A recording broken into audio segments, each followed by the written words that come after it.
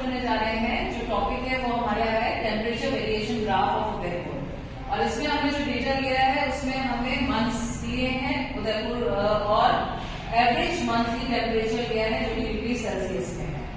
सबसे पहले हमने इस डेटा को लिया और ये आइडेंटिफाई किया कि इसमें सबसे न्यूनतम संख्या कितनी है डेटा की और सबसे अधिकतम जो डेटा है वो कितना है। यहाँ पे जो अधिकतम वैल्यू है डेटा में जो दी हुई है एवरेज मंथली टेम्परेचर की वो है 32 जो कि मई के महीने में है, और जो सबसे मिनिमम है वो जनवरी के महीने में है जो कि 16 डिग्री सेल्सियस है। अब हमको क्या करना है, ये जो डेटा लेना है इसको ध्यान में रखते हुए हमको एक ग्राफ की रचना करनी है, और यहाँ पे हमने ये ग्राफ बनाने का प्रयास किया है।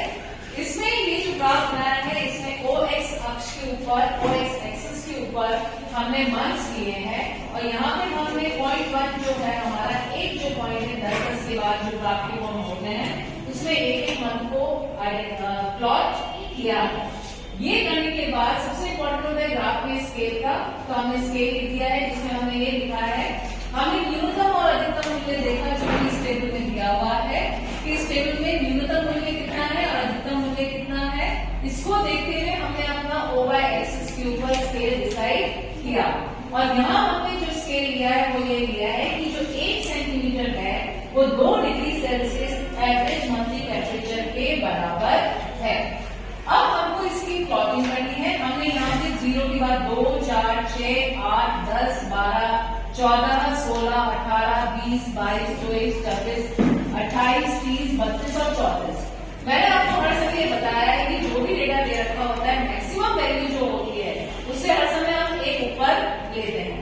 अब क्यों? क्योंकि यहाँ पे दोनों का वेरिएशन चल रहा है इसलिए मैंने यहाँ 2 ऊपर ले लिया। तो 32 मेरा 32 मेरा लास्ट का, तो मैंने 34 ले लिया। अब ग्राफ में जो चीजें दिखनी है वो बहुत इंपॉर्टेंट है कि OX एक्सिस के ऊपर मैं क्या प्रदर्शित कर रही हूँ, तो मैंने शॉर्ट फॉर्म ले लिया जनवरी, फरवरी, मार्च, अप्रैल। अब क्योंकि फर्स्ट अल्फाबेट लिया, फिर मई क्योंकि एंड सेकंड टाइम रिपीट हो रहा है तो इसके लिए एंड ए का सेकंड वैल्यू ले ली जो स्मॉल लेटर में लेगी। ठीक इसी प्रकार से जून का सेकंड वैल्यू ले लिया, अल्फाबेट ले लिया जिसको मैंने स्मॉल से लिखा। जुलाई क्योंकि थर्ड टाइम रिपीट हो रहा है जे जो अल्फाबेट है उससे, इसमें मैंने JU भी कॉमन था जून और जुलाई में, इसलिए मैंने L तक ले लिया, तो JUL मैंने था जुलाई के लिए इस्तेमाल किया। अगस्त क्योंकि अप्रैल और अगस्त दोनों कॉमन थे तो इसका सेकेंड अल्फाबेट मैंने लिया जिसको 2 स्मॉल लेटर से प्रदर्शित किया। फिर सितंबर का सिंगल अल्फाबेट, अक्टूबर का फर्स्ट अल्फाबेट, नवंबर और दिसंबर का भी फर्स्ट अल्फाबेट, और फिर नीचे मैंने यहाँ लिख दिया मंथ्स। ये करने के उपरांत मैंने यहाँ पे अपना स्केल तो बना ही रखा है जो मैंने आपको दिखा दी कि ये OX एक्सिस में 1 सेंटीमीटर बराबर 2 डिग्री सेल्सियस टेम्परेचर है, और OY एक्सिस में 0.1 सेंटीमीटर जो है वो 1 मंथ को बता रहा है। ये मैंने यहाँ पर अब प्लॉटिंग शुरू करते हैं इसकी। यहाँ मैंने लिख दिया OY एक्सिस पे, यहाँ लिख दिया एवरेज मंथली टेम्परेचर और वो इसमें डिग्री सेल्सियस में है। अब प्लॉटिंग शुरू की तो फर्स्ट हमारी जो रीडिंग है जनवरी में हमारी फर्स्ट रीडिंग है 16 डिग्री। अब यहाँ अगर हम प्लॉट करते हैं जो 14 और 16, तो जहां 16 का पॉइंट आया वहां मैंने डिग्री लगा दी। उसके बाद फरवरी में 18, जहां फरवरी में यहाँ 18 का जहां आया फरवरी में, जहां इन दोनों क्रॉस किया मैंने पॉइंट लगा दिया और बाद में मैंने इन लाइन्स को मिटा दिया।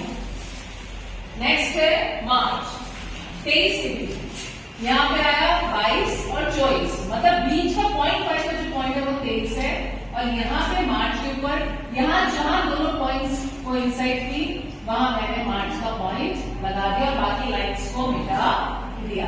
ये आपको साइमल्टेनियसली करना है ताकि कंफ्यूजन नहीं हो बाद में। ये करने के बाद फिर है अप्रैल का में 29 से 29 डिग्री सेल्सियस है, 28 और 29 के बीच में होगा, और अप्रैल के महीने में है जहां ये दोनों मिले वहां मैंने पॉइंट लगा दिया। यही प्रक्रिया मैंने मई, जून, जुलाई, अगस्त, सितंबर, अक्टूबर, नवंबर और दिसंबर के लिए की।